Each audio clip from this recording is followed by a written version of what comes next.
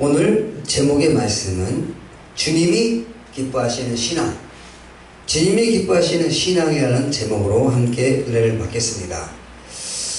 말씀을 들어가기 전에 우리가 앞서 조금 요약을 해본다면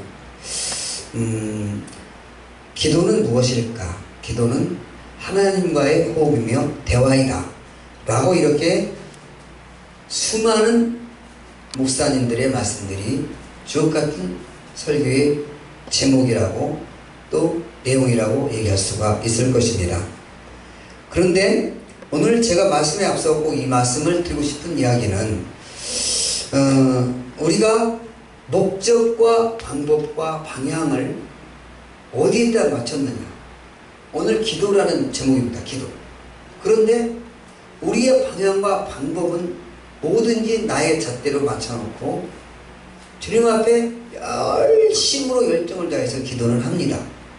그런데 대개는 한 달, 3개월, 4개월, 1년을 기도를 했을 때 하나님께서 응답해 주지 아니하시면 그 기도는 그만 포기하고 말 때가 너무나 많을 것입니다. 왜 나의 기도는, 저 기도는 들어주시고 왜 나의 기도는 안 들어주실까? 불명과 불만과 불투정을 할 것입니다. 불만이 많으실 것입니다. 그러나 하나님은 끄떡하지도 않습니다. 왜 끄떡하지도 않을까요?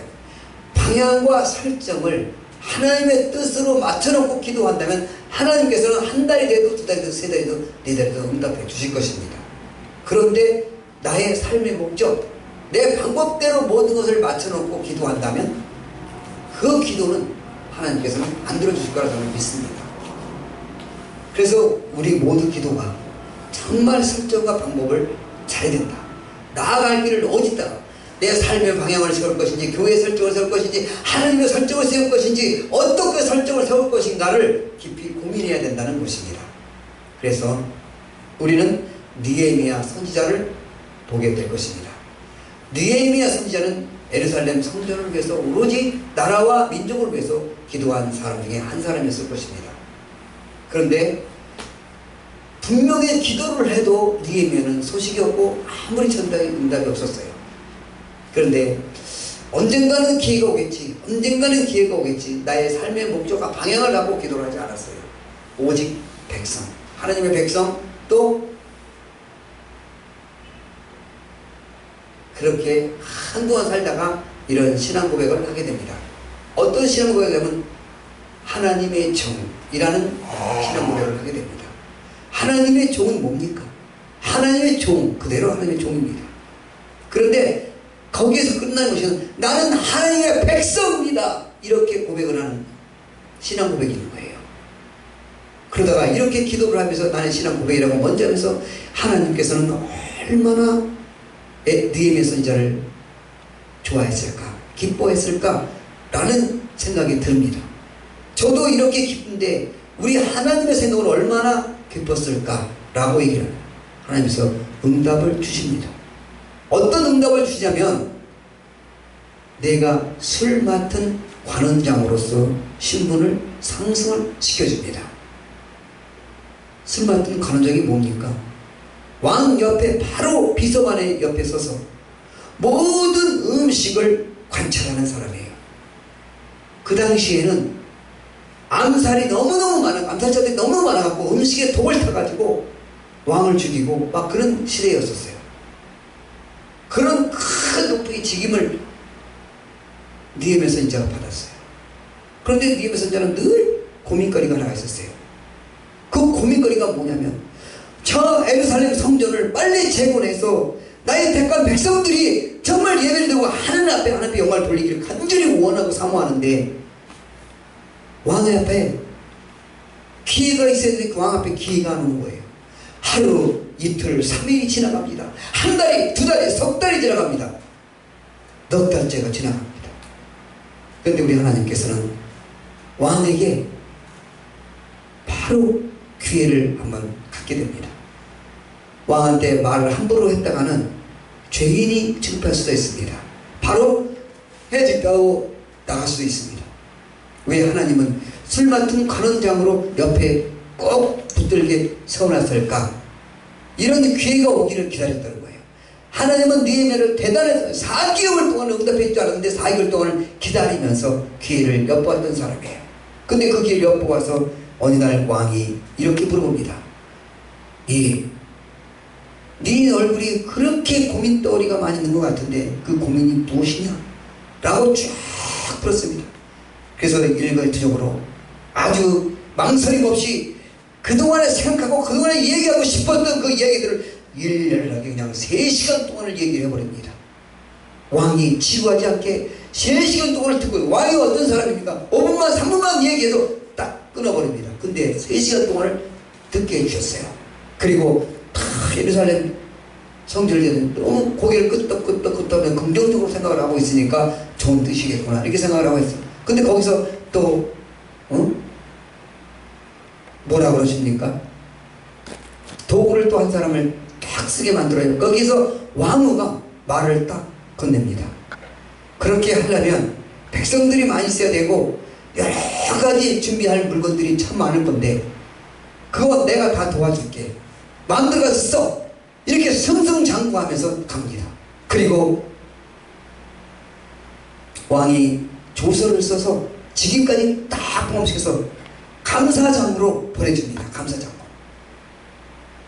예루살렘은 성전을 건축할 때까지 네가 맡아서 책임을 지고 해라.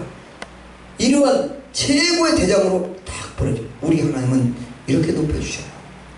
4개월 동안 하나님 앞에 기도했어요.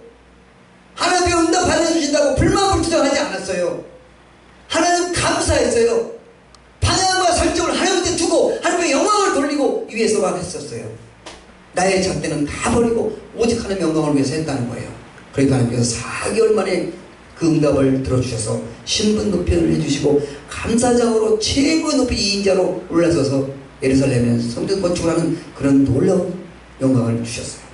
우리도 기도 응답이 안 온다고 실망하지 마시고 망설이지 마시고 포기하지 마시고 정말 주님을 위해서 영광을 위해서 끝까지 우리 주님은 내 기도를 들어주실 것이다.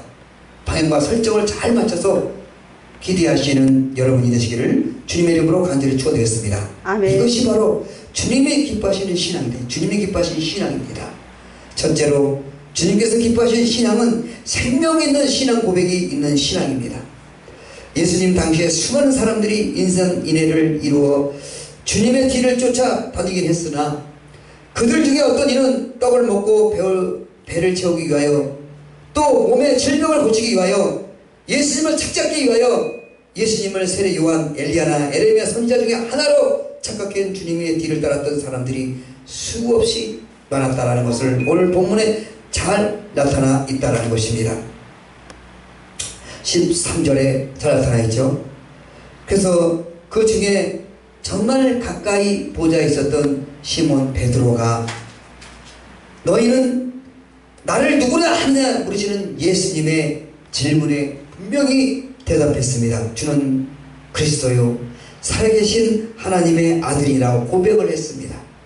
이때 주님은 그의 신앙을 기뻐하면서 바요나 시몬아 내가 복이 주다 이를 내가 알게 하신 이는 혈육이 아니요 하늘에 계신 내 아버지라고 하시면서 그의 신앙 고백을 심히 기뻐했던 것을 보게 됩니다. 인간이 하나님께 대하여 올바른 신앙 고백을 하게 될 때 그 신앙이 건전하게 되며 위대하게 성장될 수 있다는 사실을 믿으시기를 주님의 이름으로 간절히 축복드리겠습니다. 아멘. 우리는 신자들이 항상 고백하는 사도신경은 7가지로 요약된 기독교 신앙의 중심 고백으로서 그 내용을 살펴보면 첫째, 성부에 대한 신앙 고백입니다. 두 번째, 성자에 대한 신앙 고백, 세 번째, 성령에 대한 신앙 고백입니다. 넷째가 교회에 대한 신앙 고백이며 다섯째가 사제에 대한 신앙 고백이며 여섯째 부활에 대한 신앙 고백이며 일곱째는 영생에 대한 신앙 고백입니다.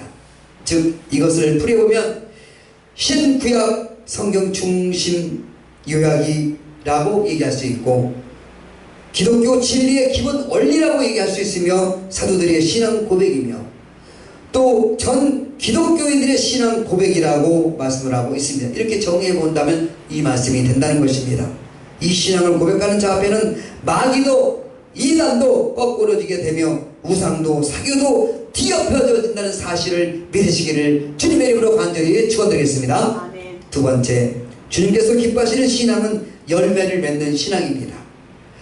신앙생활에 있어서 믿음의 뿌려갖고 행위는 곧 그의 열매와 같은 것인데 주님께서 열매 맺는 무화과를 기뻐하셨어요.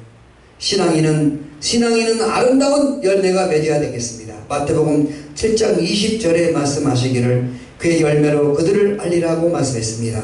성경에는 우리가 마땅히 맺어야 할 많은 열매들이 기록되어 있고 누가복음 3장 8절에도 회개한 합당한 열매를 맺어야 한다라고 했습니다. 이 말의 뜻은 회개한 바가 행위로 직접 나타나는 것을 말하는 것이다 라고 얘기를 합니다.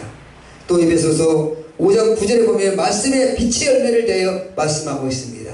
빛의 열매는 모두 착함, 의로움과 진실함이라고 말씀하고 있습니다. 착함과 의로움과 진실함은 신앙인의 기본 행위며 또 마땅히 행해야 할 도리인 것입니다. 갈라디아서 5장 22절 말씀에도 성령의 9가지 열매가 기록되어 있어요. 즉 사랑, 희락, 화평, 인내, 자비, 양선, 충성, 온유, 절제인 것입니다.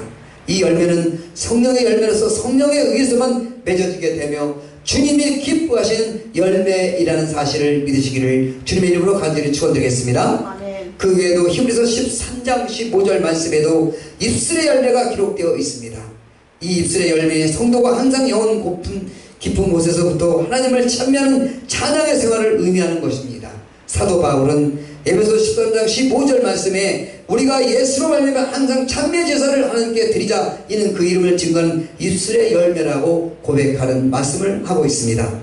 사랑하는 여러분, 지금 이 순간 성령님의 뜨거운 불길이 여러분의 심령 속에 조명해 주셔서 영혼의 찬송이 끊임없이 쏟아 넘치기를 바라며 또 전날에 한숨이 변하여 찬송이 되고 전날에 두려움이 변하여 기도가 되어지고 주님 나라에 이르기까지 끊어지지 않는 찬송 생활이 날로 뜨거워지며 기도의 열매, 전도의 열매, 구제의 열매 등 수만 가지의 열매를 많이 맺어 주님께 기뻐하시는 신앙의 소유가 되시기를 주님의 이름으로 간절히 축복드리겠습니다. 아멘. 세 번째, 주님께서 기뻐하신 신앙은 마지막 심판에 대하여 하나님 앞에서 인정을 받는 것입니다. 이사야서 61장 9절 말씀에 보니까 그 자손을 열방 중에 그 후손을 만민 중에 알리니 무릇 이를 보는 자가 그들의 여호와께 복받는 자손이라 인정하고 있습니다.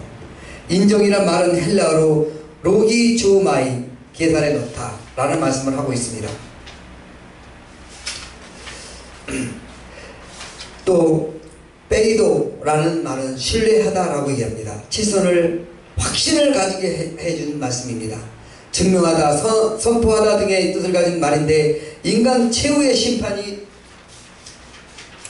하나님께서 인정받아 오른편에 설 수 있는 신자만이 주님을 기뻐하시게 하는 신자가 될 수 있는 말씀인 것입니다.